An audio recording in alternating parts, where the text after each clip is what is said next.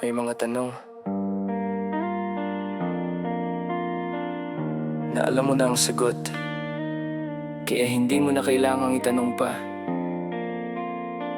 Dahil minsan, ang katahimikan ang pinakamalinaw na sagot.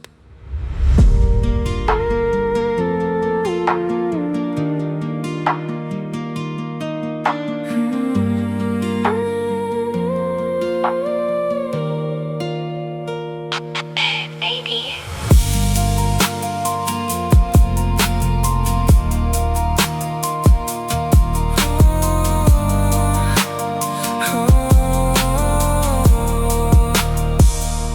Hindi na ako nagtataka nang unti-unti kang lumalayo.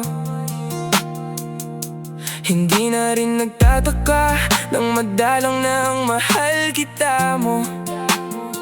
Dati bawat umaga may mensahe kang dala. Ngayon kahit simpleng kumusta, parang napakahirap na napansin ko ang pagbabago.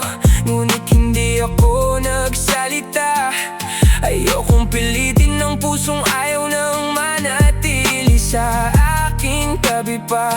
Kaya tahimik kong pinagmamasdan ang bawat kilos mo.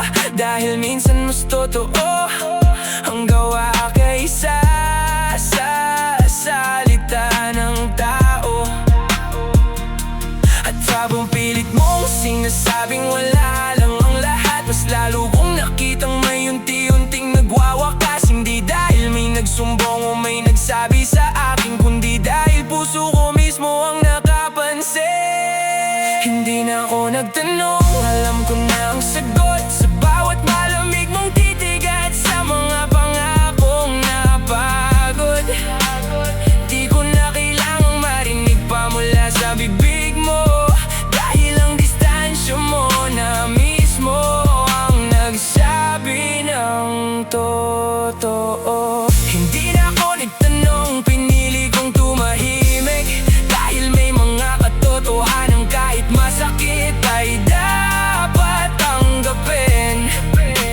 At kung hindi na ako ang dahilan ng iyong ngiti, palalayain na lang kita nang walang galit sa sarili.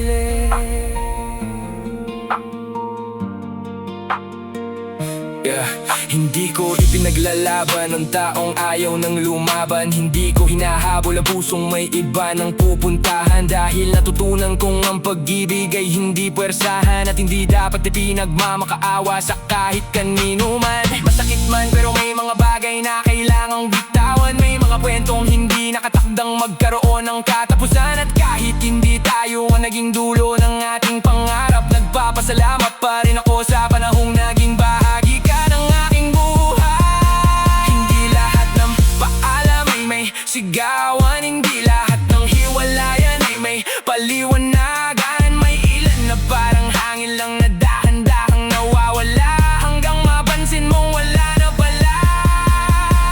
At doon ko natutunang mahalin ang sarili, na hindi ko kailangang ipilit ang taong ayaw nang manatili. Dahil ang tunay na pag-ibig ay hindi sa pilitan, at ang tunay na halaga ko ay hindi nakadepende sa sino man. Hindi na ako nagtanong, alam ko na ang sagot. Kahit masakit tanggapin ang lahat ng nangyari noon. At kung sakaling tama man ang kutob ko sa dulo, pinili ko pa rin umalis ng may respeto.